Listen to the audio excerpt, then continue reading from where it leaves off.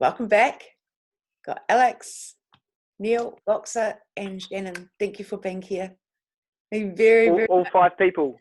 Yeah. Or maybe 4 and 9/10.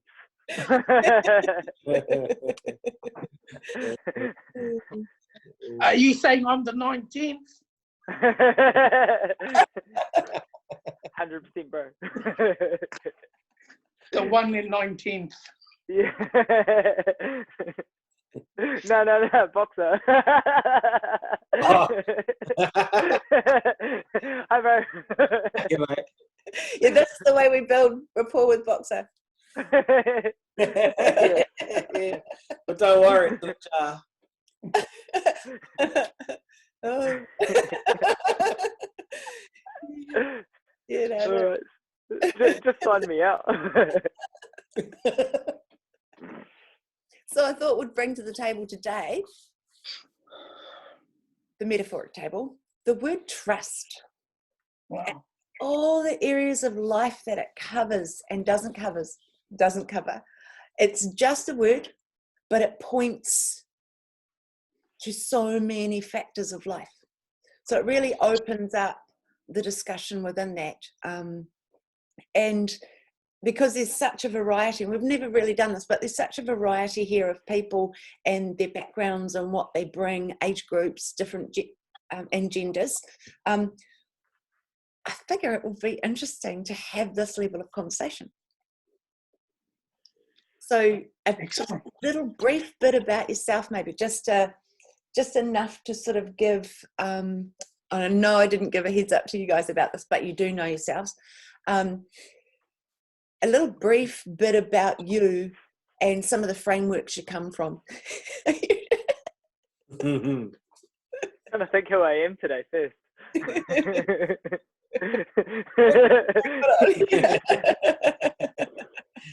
Yeah. Now I know who I am.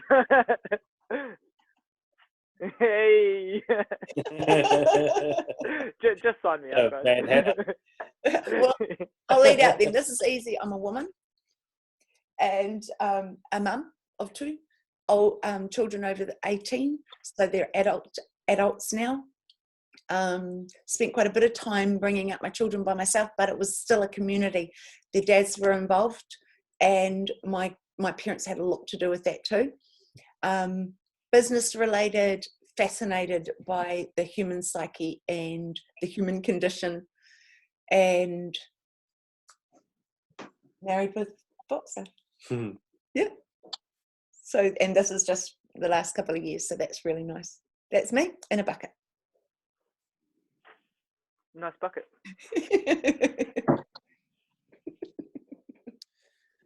Okay, well then I'm a male. I wouldn't say I was a man. I wouldn't say I was a boy. I'll say I'm a male, and sometimes growing up and sometimes not. Walked the planet for a little while. Done some pretty interesting things. Had some interesting times with some interesting people. I'm married, first time. Waited a long time to be married. That's cool. Frameworks I come from, life's experience and learnings, and for the most part, hopefully from a place of love.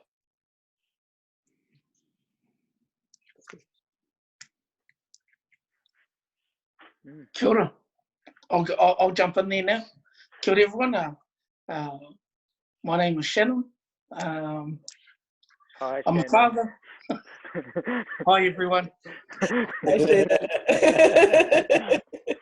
I'm a father of 3. Still married to my first wife.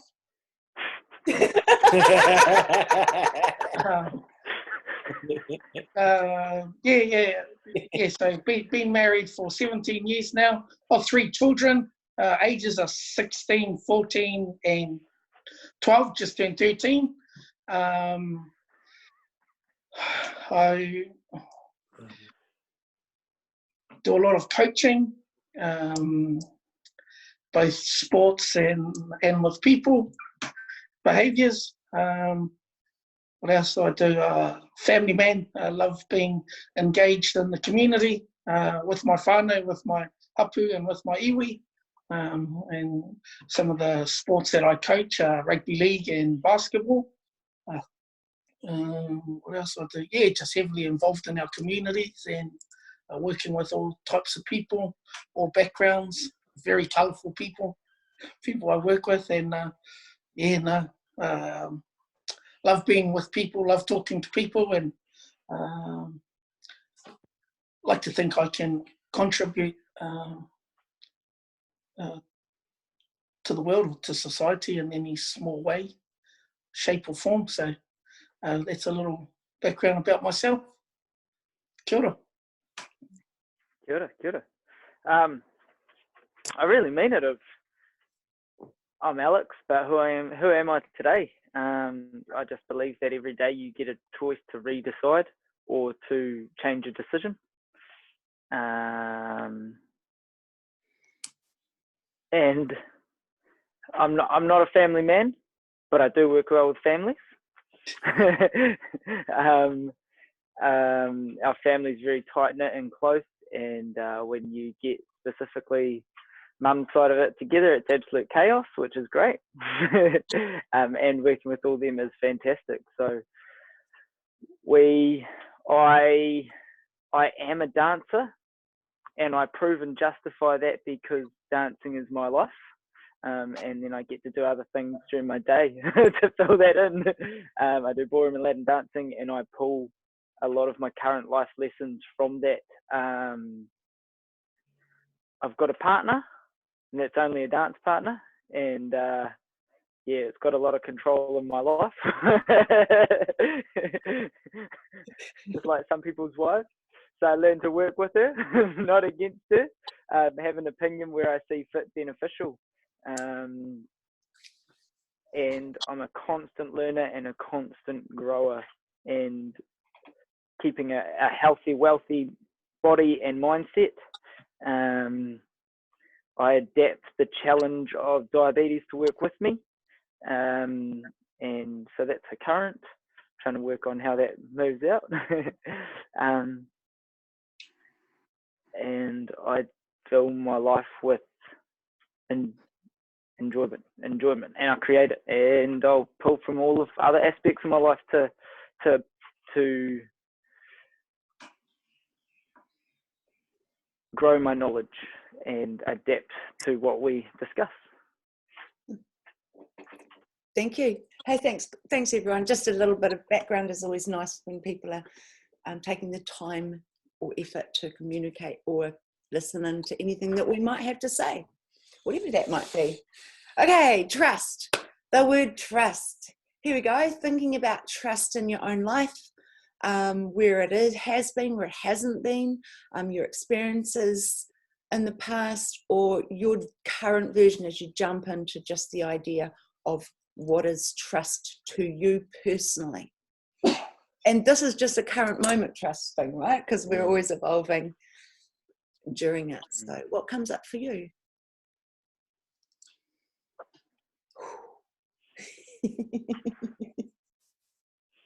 Well, I got to say, probably the one that we just went through all together is to just trust in yourself and open your mouth, and something will come out that's supposed to come out at some level.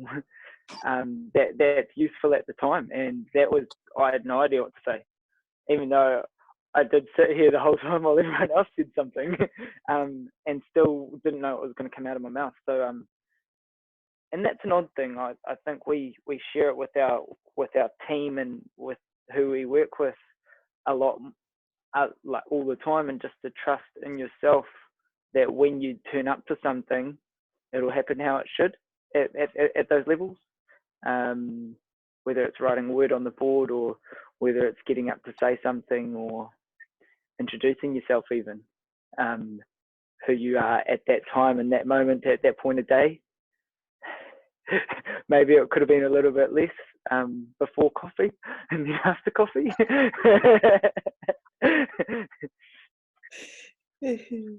But that was just one situation of a trust and self moment. But trust is really huge.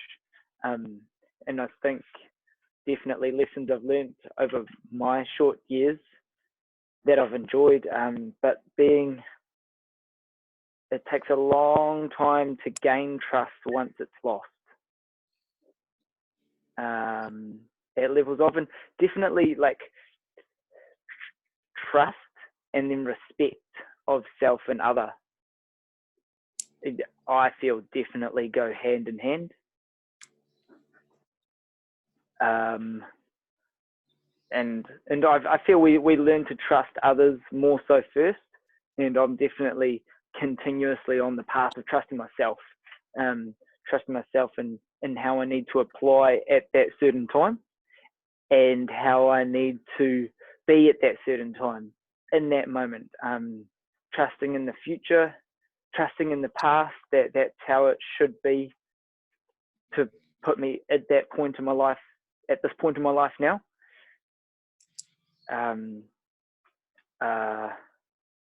Trusting in, this is really interesting. So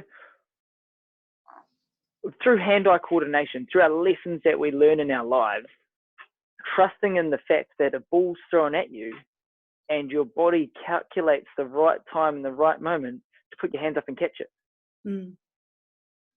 Like, that's trust. That's pure trust in your body, that you probably at most of the time catch something with your eyes closed, because your body has reacted to the point that she grabs something and receive it into you. If it's a tennis ball thrown, if it's a vortex thrown, if it's a rugby ball thrown, if it's a basketball thrown, and that you're trusting your body and its your body mechanics, your body your body knowledge, your body being, and your action reaction for that. And that's just at an unconscious level, because as a kid, you learn to trust in yourself unconsciously, that you can walk and take one step in front of the other. And you want to walk faster, so you're starting to run, leave the ground, and that you're going to catch yourself, that you can calculate the height of a stair to walk up or down it, and that you're not going to trip. Now, sometimes that miscalculation happens and you're like, oh, and then you sort of reassess and go, okay, actually different, bigger steps for a little bit, and then you go back to a littler step, just enough step. And that's in the calculations that are always happening in your mind and in your body for what your eyes see, they feel, and that mathematical equation working with the laws of physics, laws of gravity, and constantly practicing them. Because if you trip on a stair, you look at it again and go, no, I know how to walk these stairs. I've walked them 3 times today in the past hour, you know. And I think that's a raw version of just proving to anyone that has lost trust at some point that it can be gained back instantly if you choose, because your body always does it.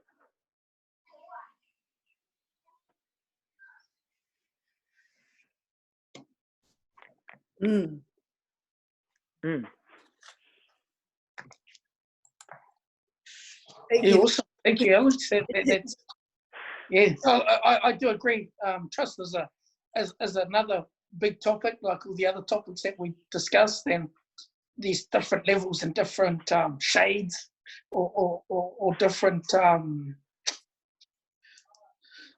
levels of it. But for me, trust to me, it's something that it's a connection or an understanding between an individual or groups of people, and I believe that trust has to involve someone else or something else in order for it to exist. And it could be a relationship with anything that has matter, or not just humans, human beings. And I believe it's something that constantly evolves. It's something that as you experience life and as you go through life, your awareness grows. Therefore, sometimes your trust may grow, or depending on the situation, your trust may diminish, or in something or someone, because of the relationship or because of the connection. But like Alex, I'm trusting whatever comes out is what meant to come out at whatever level. And so just to answer your question there, Karyn, was put out what is trust. So in a nutshell, or a synopsis of what trust is to me, that's what I believe trust is. And it's something that is, can have a great discussion around, and I'm looking forward to where this may go. But that's just my little nutshell on what trust is. Thank you, Shane. What you got? Brings around for me with the many varied experiences, how much content is around trust and trusting, and how even with mistrust, you still have to walk the planet and be trusting that it's okay. So it's paradoxical. The mistrust. Yep. It's almost paradoxical, because if you live in the mistrust, then you'll never leave home. Oh, hang on, what's happening now? So that journey of understanding relationships, whether it be with yourself or with someone, with anyone, whether the values be the same or anything like, because for some reason in my head, trust and values come up together, and sort of stuff like that. And so I've had some physical injuries. So I've injured a knee, and then could I trust myself to go and exercise? Do I know about my healing process? Do I sit and meditate about it? Do I ask the heavens? Do I, what's my process in gaining trust, whether it be with someone else or, so I guess the trust and mistrust works together in a journey for me, if I was to think about that. It's, I think about, I've worked a bit with animals. Crikey, they're pretty honest. They will, they're even looking at the cats run around the house, and they, you open the door for them and they're like, pew, through the door. And it's like, I'm not going to put the door on your tail. So just those sort of, by nature, and even without an event, how we navigate such a large contextual thing called trust. Spin. It's a big word, big conversation. I love that. It's a big word. It's a big conversation. It's a 4-letter word. 5. Yeah, 5-letter word, and it just points to so much in life. It's almost like I just have to pick a place to start from, because it just so much. Both trust and mistrust, or any movement in between, whether it's myself within myself, whether it's myself with another person. And then there's that evolution, just like Shanen pointed to, that evolution that I've had. I remember I never thought to not trust my dad to jump off hay bales. Come on, darling, down, and you'd leap off into his arms, because he just always caught us. There's those moments, and then learning to ride a bike and trusting that somehow I'd work it out. If I take myself to it's not that I mistrust the ocean, I just have a deep respect for it, and don't have that same level of trust in my ability to swim against a great current. When I look to even with little animals, interactions with little animals, a baby or a kitten or something like that. They don't even know to mistrust. Little baby native creature from a, let's say, a nest. I'm sort of imagining the swallow's nest that will be plastered against somewhere like a cafe or something. And those baby birds are having a good old look. They don't know yet to mistrust the human being or to be aware. So it does seem like we have massive evolutions. Even when I sit on a chair, I'm unconsciously trusting it to hold me. Yeah, but it only has to wiggle a little bit for me to go, oh, hang on. You know, and then I'm like, oh, is this going to take my weight? Or just the other week, I was on a kind of like a wooden floor with plastic chairs, and I sat on this white plastic chair, and the legs sort of went down. We soon changed the chair that I was sitting on in order for me to be able to be in trust in that process, to be able to be a part and present properly and without my attention somewhere else. So I guess if it's there, it's unquestioned. Actually really notice when it's not there, because it takes up a little bit of our attention. I'll use a really weird way of connecting this, and I'm trusting myself what's going to come out. But you know how when you need to pee and you're having a conversation, but actually a part of your energy is going, oh, I just have to go to the toilet. And you haven't got all of you present.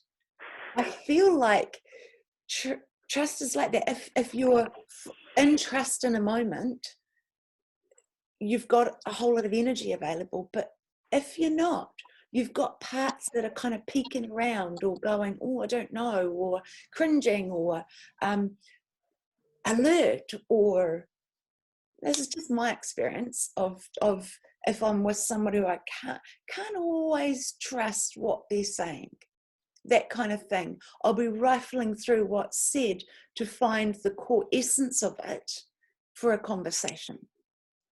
And that doesn't make it anything other than that's a process I'll go through.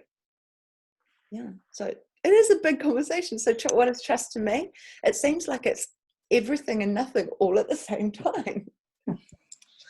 I like something that you just said there. And what I just heard in my version of trust, when you've got it, is actually a belief that you're not questioning.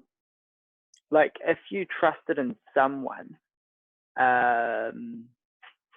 I'm going to pull it back to my dancing. So between Robin and I, we are two individuals with an individual program. Her one is completely different to mine, not even a mirror image once you move up levels. And because we're programmed, and I have a belief that she does her half and I do my half, we uniquely have a trust that and a belief that someone's going to do, and an expectation that the other person does their half. You know, probably she does like 80%. I just hold on.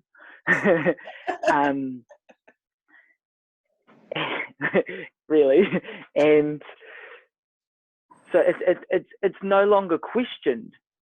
It's no longer questioned when it's happening, but when it doesn't happen, when one of us forgets where we are in the routine, have a hiccup, and could have slipped from your movement, didn't go the same direction as what you consistently practice, then the trust or the expectation of what was supposed to be delivered is like, hey, what was that? If you're on the floor and you're having to just carry on, you just carry on, and you get back to a piece where you can unite and then move on again, because you can trust that that's a united place to move from. So a trust being an actual a version currently to me of an expectation that is set, and you're expecting the other to do part of their job. And if it's not done, then at the level of trust, however it is questioned. at portions of. Mm. And then for what we do, you have to practice. If it happens a little bit consistently, practice it out. Work out why it's happening, how it's happening. Discuss and and it can be as simply as I'm going this way, and she could be going three degrees the other way, and across a floor, that's a long way. And you sort of go, oh, okay. And then you have to go back. So for me, everything starts from an inner trust. And if it's that I'm having to follow Robin, so because she's going in her own way, then I have to trust my body and my body's reaction to follow where she goes. Really at another level compared to a learning dancing where a woman follows a lady. I mean, that really doesn't happen to me too much now, and that's that trusting of body and trusting of self. So why I trust and I believe that you've got to trust in self so much is consistently put into me with my diabetes. So I can tell someone if I'm going low because of my feeling that I have inside. And I've built that over time. It's been repeatedly known. For myself, I've practiced finding it. And I trust myself that I go, okay, I actually need sugar because I need to survive. Otherwise, I am no good to anyone when I'm on the ground, and I'm not resourced myself, and I can't help anyone else. So I need to believe that I can resource myself and go help myself. Now, why that's so important to me, and through medical achievements that we've made, you can get a continuous glucose monitor, and it's a little patch on your arm. I've had it a few times, and you just wave the meter over it, and it tests and it tells you exactly what your level is. And it actually tells you whether your level's going up or it's going down, or it's staying consistent. It'll tell you exactly what it is. And at versions of it, actually, because it was so easy, and I didn't have to go inside myself and go, how are you feeling, Alex? And I'll go, oh, I'm a little bit high, or I'm a little bit low, or whatnot. You'd just be like, how are you feeling, Alex? And go, oh, this is easy. Oh, I'm actually high. Oh, I didn't think I was high. Okay. Well, you go and you do the right calculation and give yourself some insulin. And equally with going low, sometimes I'd test and it would say I'm low, and I'm like, oh, I don't feel low. This is weird. So it actually took away my self-trust, and it put it to a medical system. It put it to a Device. meter. Yeah, into the device, and I went, I'll listen to you, but I don't really know. And I'd had a couple of incidences where, it just wasn't quite right. I wasn't as high as I thought, and then later you pay the consequences because I've had too much insulin. And so I actually lost self-trust in a way because I was listening to the devices so much, and these only lasted 2 weeks. And then so I had to take it off, and actually I realized, no, I need to, it was good to learn, but then I need to come back to trusting in myself and just know that I can still work the system as well as with just a normal pen and a normal blood glucose meter. And it's really interesting because then unconsciously now I'm just really realizing I have to trust in that system as well. I have to trust that the quality of what the insulin that they're putting out in those vials is going to meet my needs, and it's consistently every time.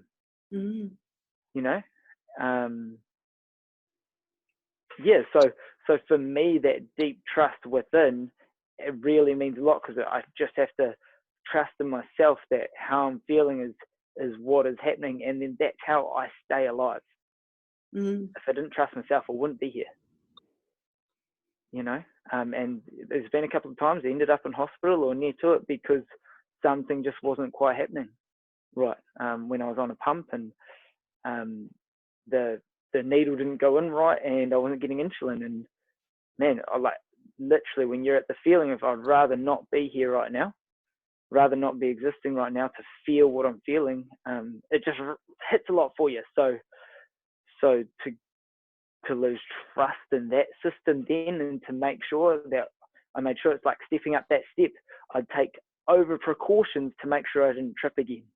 I'd take over precautions to make sure I didn't have to be hospitalized again for that level up. And that's where my deep trust in self burst, to then really, really trust other. And that's just other medical systems for me, firstly, and then. Yeah. Thank you. Thanks, Alex. Actually, I've got a funny. Is this trust or belief? Nah, it's all right. Oh, I have one that sort of bounces from there a little bit, and that is when my daughter, who's now 18, was 5 weeks old. She got whooping cough, and she went blue in the face with coughing, and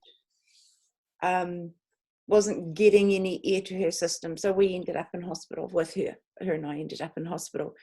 And at 5 weeks old, it's very, they're very little. You can't ask them how they are. There's all that kind of stuff. Now, what's really interesting is every single member of the family or people who were connected to us had their own view of the world, as they rightly can have. And there was so much fear that was flying around with it. It was suffocating me. No, I'm the mum. It was happening to her, but I was the mum that was having this feeling of suffocation because of the literal other people's fears around my baby. And I went internal at the time, probably in memory as I'm going into it now, there were tears there. And I was just like, please help me understand how can I help this situation. And I don't know if anyone else has had this kind of thing, but when you get a real clear audible sound that says, trust that she wants to live. Just trust that she wants to live. Now, this was not inside of me. This was around me and all through my being, if you like. Trust that she wants to live. And I took that, and I was one of the calmest people of everyone around. Because I just had to trust that she wanted to live. Not that I could be cool if she had chosen to pass, but I just trusted then. I just took that, and I just literally trusted that she wanted to live. And it certainly helped the process, because I could be another energy around her that wasn't in fear. Does that make sense? She got, and I was feeding, so her and I were the closest link, and I could just learn to trust her. And yeah, so that was a really big shift for me as a parent, and really significant, because we're talking almost now 19 years actually, this month. So it shifted me it shifted my capacity to allow to just trust. We might call it faith, but just trust in the process. To just trust in the process sometimes. Yeah, so that's my share around that kind of thing.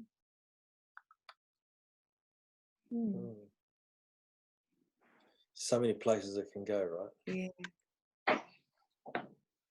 Yeah. Yeah, and just listening to you guys and just reflecting on my own life, and when the word trust has come up, it's a statement that I've heard from many people throughout my life, significant people that have always said to me, just trust my gut, trust my self, trust my own instincts. And it's not to, get a lot wiser or grayer. Not sure what it is, but and reflecting back when I was a younger male, trying to look for trust, look for where I could place my trust, and not being able to just trust who I was at that time to be me. And my trust was based or revolved around others in my upbringing, and just trusting that they were doing what's right for me. And then when I was asked that, trust yourself for the first time when making a decision, and when I actually did that, it was sort of a calm feeling. And it was like some of when I just made the decision and just trusted at that time, my gut, it was like my whole being sort of aligned in its right time and place at that one moment. And like sort of similar to what you were talking about earlier, you just felt really good, and it wasn't focused on the outcome. It was just the decision that you made in trusting yourself. And now, I must say, I use that a lot when I'm coaching and when I'm working with people, is getting them to trust their own instinct, trust their mind, their gut, their heart when making decisions.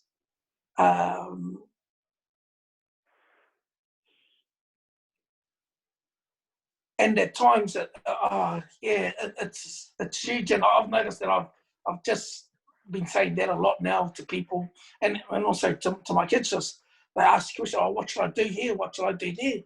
I was like, "Man, just trust that you will just trust yourself and do what you feel is best for you, because only you know what's best for you."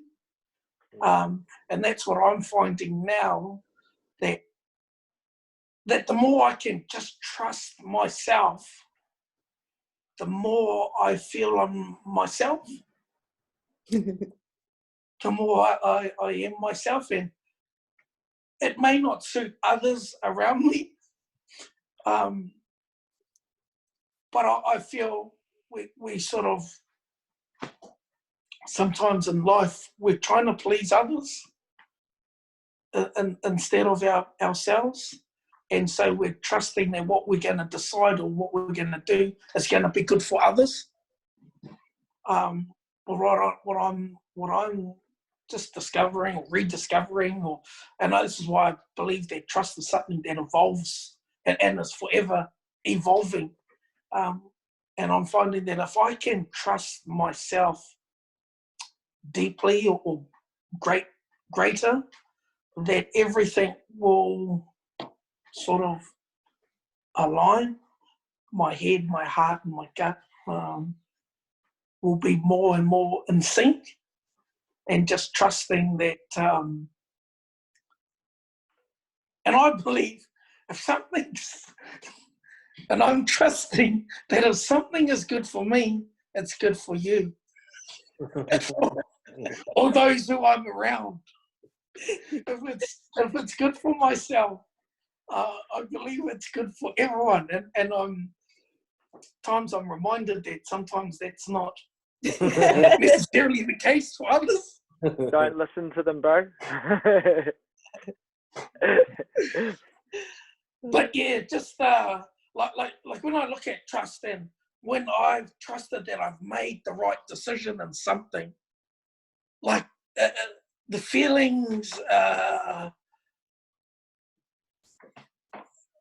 it's like you're. Have you ever had? Remember when you were young, you had those lollies that those bubbles. not sure what they were, and you put them in your mouth and they just sort of explode. A popping candy type of thing. Popping candy. Yeah. It's almost like that's sort of the reaction that I have inside myself.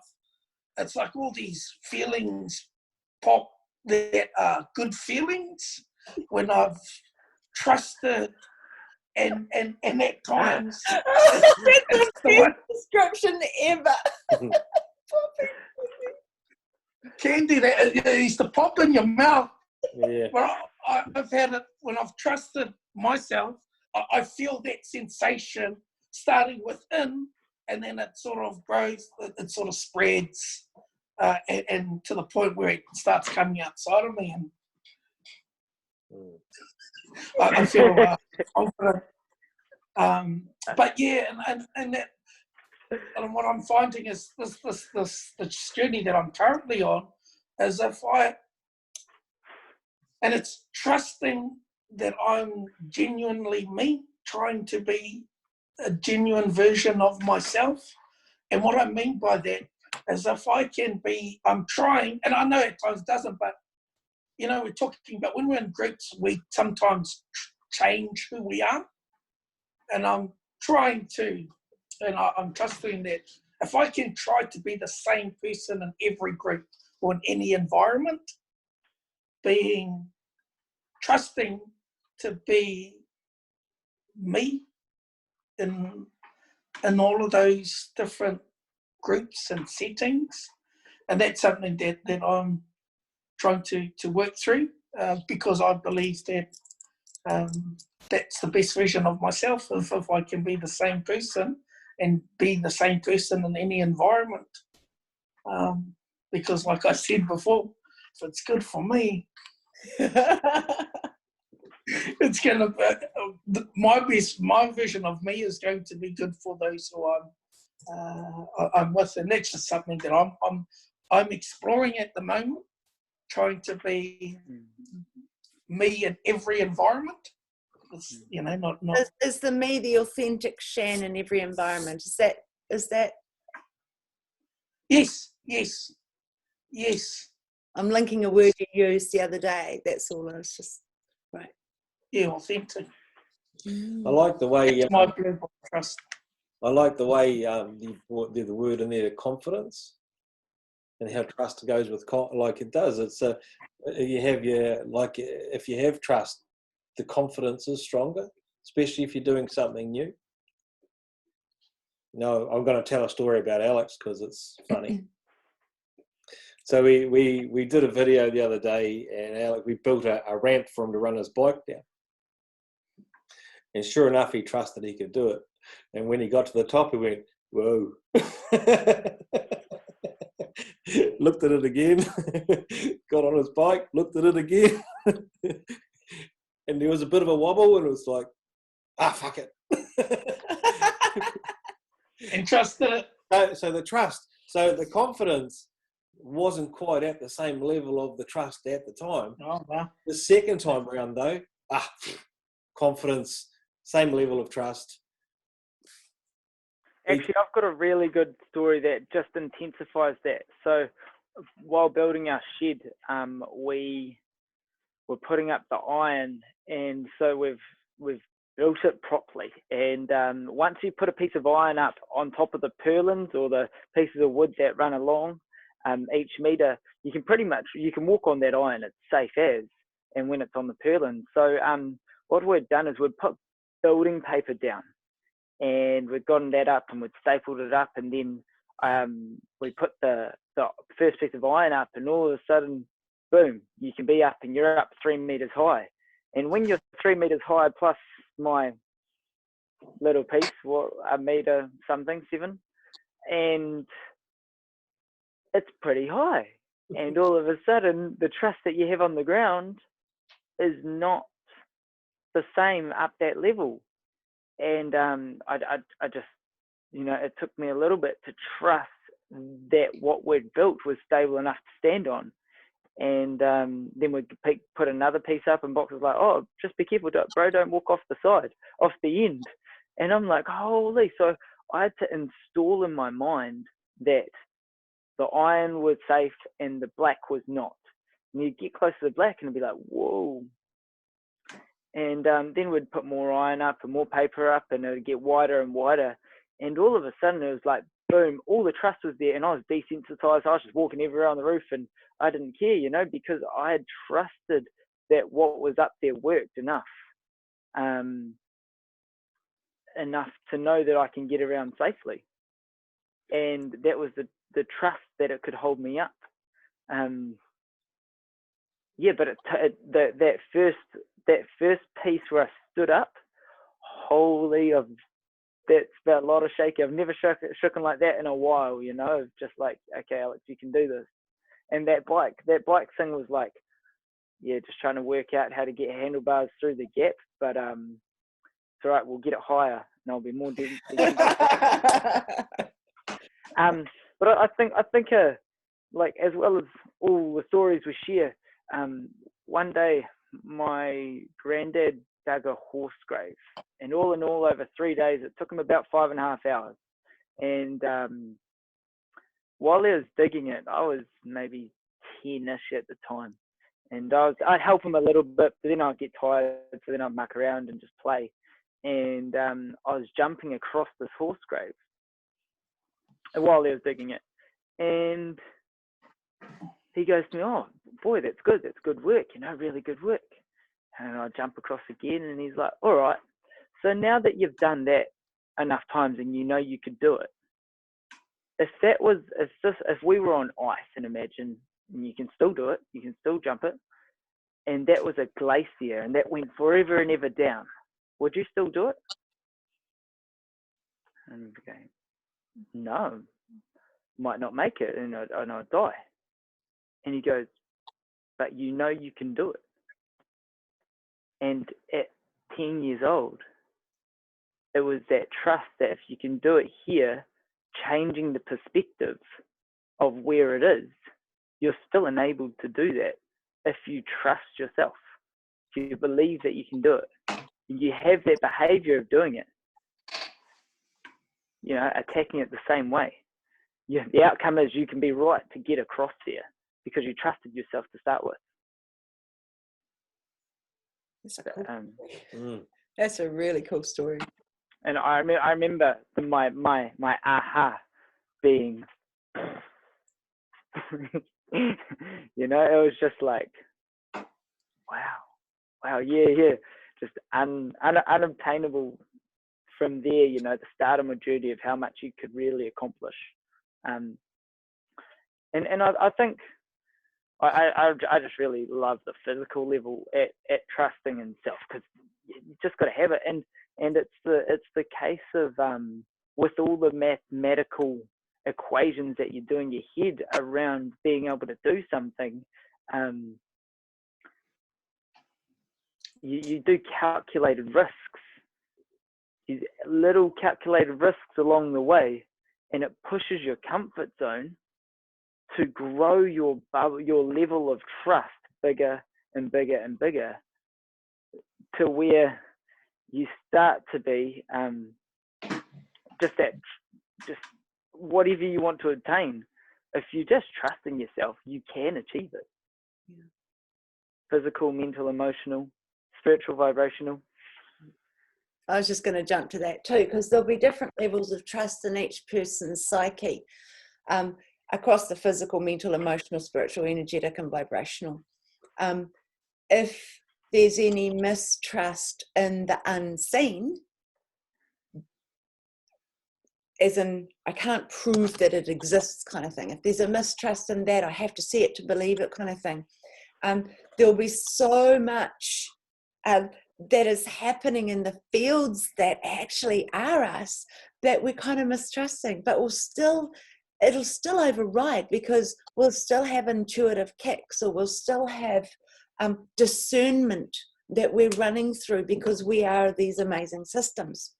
I think discernment is a word that's just coming real strong for me right now. It's like when we're learning this trust, let's say if somebody's going now to intuitive levels, to just trust the unknown, or to trust yourself, as in your whole being within something. That's a beautiful level that can't be proven immediately. But the popping corn, or the popping candy, or truth bumps, or as Alex said before, just this inner feeling he feels, or the sensate, or this, we will have what in NLP is called congruency signals. So a signal that will have a physical location or sensate, or something that we are totally probably outside of our awareness. However, it's still there. And that's what intuition is fed from. It's just these internal little codings that we have. Sometimes, you might be wandering along doing life, and all of a sudden you just get this, oh, hang on. And then you'll carry on doing your life, and then something happens and you go, you know what, I had a pre-thought about that. So there are always feed-ins through our whole system, physical, mental, emotional, spiritual, and intellectual, and vibrational. And as we trust the wholeness of all that is us, this magnifies. And I love how you said it, Shannon, and it goes outside of you, that popping corn. It's like an expansion into more of the ownership of the field that is us. I know I've done a lot of work in teaching quite gifted souls to trust their intuitions and the intuitive feeds, and most of it, almost always, was just about opening their mouth and speaking with the deepest trust that it could bypass as many of their own life filters as possible, which is a whole other thing. So I went off on that. Yeah, I went off on that because of the whole conversation that we're saying. It is a physical thing. It is a mental thing. Sometimes an emotional mistrust within ourselves, or within an area of life, can be just like that needing to pee feeling. There's just a constant tension that becomes just a niggle that then goes into the background and is almost ignored, although it's so obvious. It's always there. And when my belief is that when we have, and Shannon, you beautifully did it, when we come into alignment with something, it's like we let go of something from the past, or we just decide, I'm not going to let that affect me anymore. There is this sensation, it's almost like the whole of us starts communicating differently, going, hey, it's all good, guys, we're all good, we're all back together, we've got all of us on board again. It's that excitement of when you meet a friend that you haven't seen in a long time and you can't help yourself, you just, oh my God, and there's that connection. I feel like that's what happens when we let go of a mistrusting process, because more of our energy and parts are released to flow freely. Yeah. You know, I love the what's been brought up a couple of times with, just trusting your gut, or like what does your heart say, and logically, what are you thinking about? What do you think of that? And trusting all those multiple areas that the right thing will happen, and for people out there who hold a level of skepticism about all that, and need the logical, it's really coming.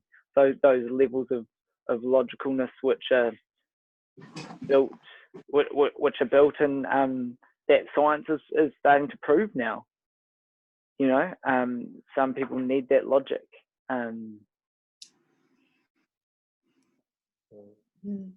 And once really into your self-trusting, growing trust with other people, and your trust in self, with others, and your joint trust, and then just you can really go a long way with that. Building the same beliefs, the same values, and working within each other's trust, that effectively you do your half or your piece of your expectation with someone else. And what's possible when two people trust, you know? Levels of, is like yesterday we're talking about the beliefs, behaviors and outcomes, and I trust that how I apply myself with my dancing, I know what my outcome's going to be, and I have the same behaviors about that, because of my beliefs and my trust in myself and my partner and how we go about it, and everything, you know. It's just how far do you want to go? Thank you. Have you got anything that you'd like to? Yeah. I was just while we were talking and listening, I was just thinking about the interactions and the relating that people do right from birth and all the way through life, as to how trust is built and steps back a little bit and then built again while you were relating. It doesn't matter whether you're sending a kid to the shop to get a bottle of milk and just comes back with $5 worth of lollies. Forgot about the milk. Or loses the $5. Or loses the $5. And the sort of the juggling act of and what does someone decides is a total mistrust. You know, what is it that actually really destroys? You know, because we all know that if there's someone going to be asked to do something, you know who's best for the job, and that's through a judgment of learning, through trust and mistrust, and that's all part of relating. You know, learning, best fit, or someone just really lets you down. Sometimes you just really, really feel let down, and sometimes it's just life. Just that sort of stuff is, for me, is you know, what is it that sort of has a go at the values that actually really sends you to that next level of whatever you might feel when a bit of mistrust comes in or someone can't complete a task. I mean, I've had plenty of people who have said to me, "You can trust me, I can do it." And I'm like, okay. Okay, you get a chance. And then it's 50-50. And you're trusting in both ways. You're trusting that they will or won't do the job. And it's just part of how you... I mean, obviously, Shanen is a rugby coach or a rugby league coach. Okay, you're in. It's your time. All you got to do is tackle him. And then you're like... With both fingers crossed. And then it's like, if he face plants without the ball, hope the parents are happy.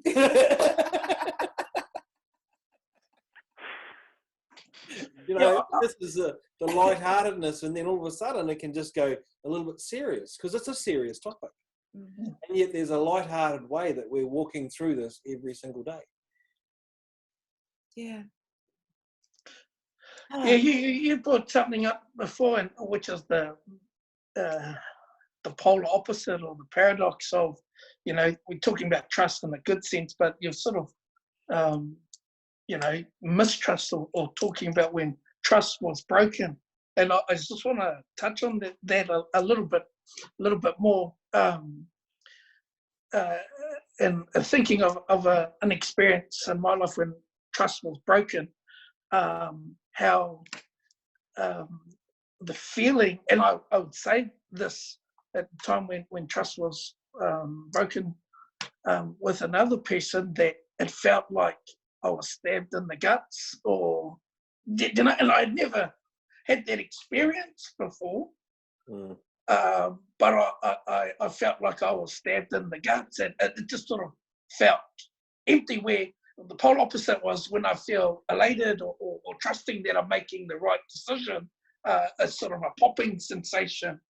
But when trust has been broken between another individual, someone that you really respect and love and care for, and those emotions, like it in the instant, you could feel that that pain or those feelings associated with mistrust or when trust was broken. And like looking back at it, I was saying, man, it feels, that's what it felt like.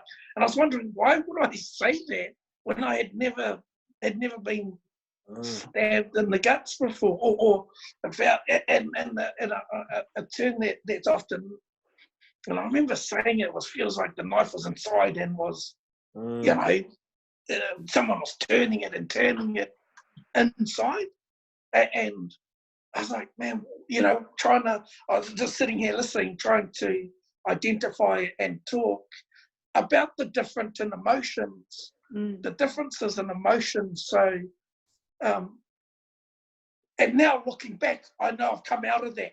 You come out of that, and like what you're saying, sort of, easy to say, get over it, build a bridge. Not easy to walk through. But how do you do that? Because it's something that took a lot of years. It never happened, and maybe because I didn't have the tools and wasn't around people who had the tools to help me or guide me through that process to sort of heal that mistrust and bring all my parts back together, because it felt like my insides were all empty, and a big hole, and trying to work through it. But it took a lot of years to put that all back together and to rebuild that trust to that level. And let's go a deeper level. Shanen, I love the description, because if it's from multiple brain integration or anything like that, they talk about the gut being where we self-preserve, or our boundaries. And also, and I know we've had this conversation before, but you just beautifully described it so amazingly, and where we hold our identity as in who we think we are, kind of thing. So if our boundaries are crossed of who we believe we are and we are to them and that kind of thing, it would be felt in the sensations of the gut at a level. And the language is the same too, like I'm gutted. If you think about the language that revolves around all of that, and the similar type of words and describing, and if another person can't see it, they just can't see it, right? So it's all on you, man. And I'm like, it's beautiful, Shan. Just and glorious words of using the sensations and the metaphor. It's just so lovely. Thank you. Very cool story. And it's sort of and how often so many of us on a given day are walking through something like that, and how we or how anybody, I think, actually on their system of this is a minor, this is not so minor, this is a big one, I mean, that navigation is just, and it's, relationships, boom, things just change, things evolve, I guess. I mean, I've not had kids. That even happens with kids, right? And depending where they're at on a day, and it's like, oh, I don't like you, and that's minor. They're back to have Kai, they're back to have everything, and so beautiful. So, I mean, I just self-corrected inside of myself just now and thought, okay, the word trust is it's indicating that it's there, it's not there, it's there, it's not there, it's there, it's not there. And so my self-correction right now, I'm going, well, how am I trusting? How am I being trusting? I don't know how I'd turn it around right now, but I'm processing as I'm speaking. how can I be more trusting, as in so someone else can be entrusting with me. Yeah. So turning it more back into a process rather than that still fragmented, it is, it isn't, it is, it isn't, it is, it isn't. Just back into the process of life. How am I trusting? Or in the terminology of how am I currently mistrusting? You know, how am I making sense of that? What story am I running? What am I holding on to from a memory of someone that's just allowing them to be their new authentic self in the moment? Yeah. There's so many new within technology. You know, you're trusting of technology. My mum sticks a plaster over the camera. Apparently, your parents do the same thing, just because then someone else, the boogeyman, might be able to use it. You know, and we know see into their house. We actually know it's possible. You know, we know it's possible, and they pushed. My mum puts a flower over hers. You know, and so with technology and the things that change and the way that we communicate, the way the news comes across. You know, you can't you can't believe everything you read. You can't believe everything you hear. Or that's not the way I want to think. I want to think that what is around me is something that I actually can believe in. And so. So you know, it's the age of discerning. It really is the age of discerning, according to Karyn, because any system, the internet, our physical bodies, our family systems, the government system, a community system, health system, any system, there's levels of connection or relating with that system. There's levels of relating with that system, which turns it back into what Shanen said at the beginning. It's a connection or understanding between individuals and or something that is human or not human. So if I apply that to sitting on a chair or trusting in a system, any mistrusting within that changes the adaptation. So how am I trusting, or how am I, and my learning from this, I'm sort of coming now to the end of it because we're at the end of the hour. My learning is from this whole conversation is how am I trusting and how am I mistrusting and how am I discerning now? Discerning's, yeah. So that's my summary. What have you guys got for yourself from this discussion? Discerning as in deciding. I think I'll just clarify that. So how am I deciding about that? For me, I look at it and I just see, for me, that the word trust doesn't operate alone. It's tied into so many other influences on the body, whether it be confidence, lack of confidence, which goes with mistrust, or just many more. Even just so much, just doesn't operate on its own. It seems to have a co-conspirator. You know, something else that goes with it, whether it be a memory, a learning, ability.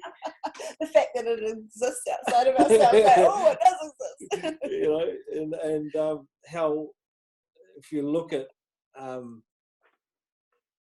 you know, and that started coming from the point from Shanen talking about this going out, and then it was like a little subtitle, confidence. You know, if you watch it back, that's what I sort of saw, is this bigness, and then this little co-conspirator, confidence. So that's what it sort of, that's sort of, you know, alone, it doesn't seem to mean anything. It seems to mean more when it has an application.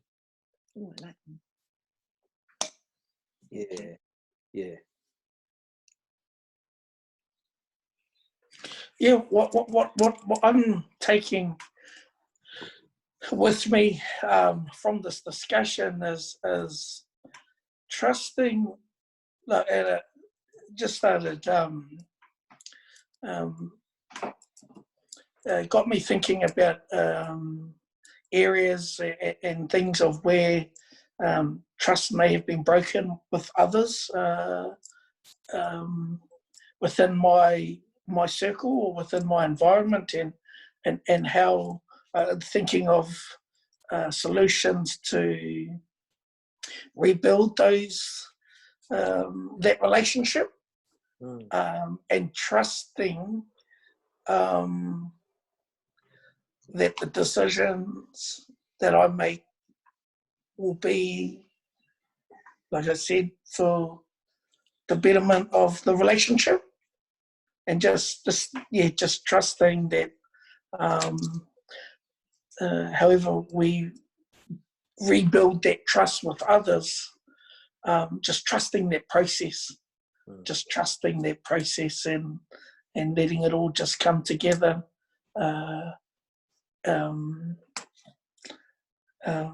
genuinely or authentically to rebuild and those relationships that have been broken with others, or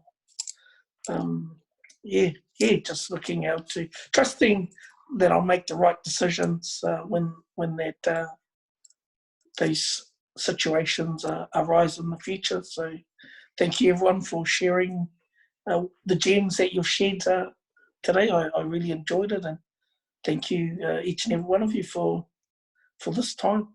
It's been awesome. Thank you. Thank you, Shane.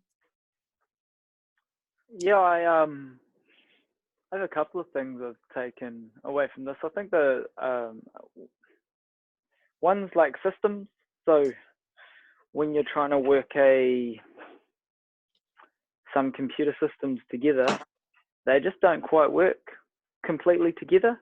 And at levels of, I think it's just an acknowledgement of some systems work with others better than they do with others.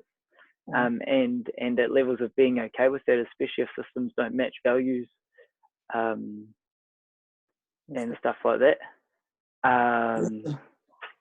And I think, sorry? That's really cool.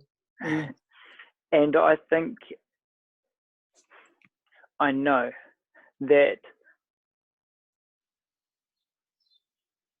because we're always out for that more, the next thing, the want, the need, the have to, the might like to, and when if you've got a passion or something you'd like to try and to take it to that next level and actually doing it, I just believe it's trusting in yourself, the process, your emotions, all the things you're going to feel through it, and that it will work how it should and it'll work how it's supposed to. So within that, trusting how it'll come about, and definitely in different times that you just don't know, and you're in the dark almost, you're walking around, you've got the vision, but it's just a dark room and you don't know how it's actually working. It's such trust in the knowingness will come, and you'll learn. You either win or you learn, but you learn when you win. And trust that through our natural flexibleness that we have as being wealthy beyond all means when you come out kicking and screaming, to trust that you can decide who you want to be each day, and to redecide, and to be that person.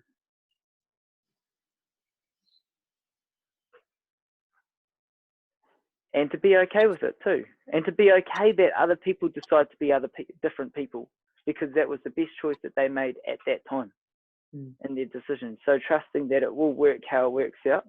And between us just being memory-making machines,